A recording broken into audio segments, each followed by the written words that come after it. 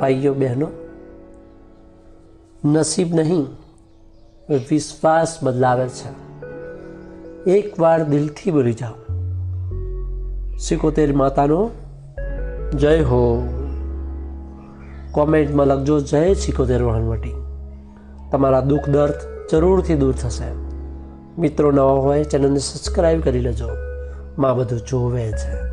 જરૂરથી તમારું દુઃખ દર્દ દૂર થશે અને આજથી તમારા જીવનમાં ખુશીઓ આવી જશે.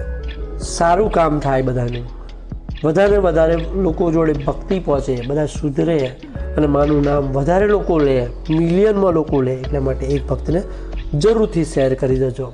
જેટલું શેર કરશો ને એટલું જ તમારા જીવનમાં વધારે ખુશી આવશે.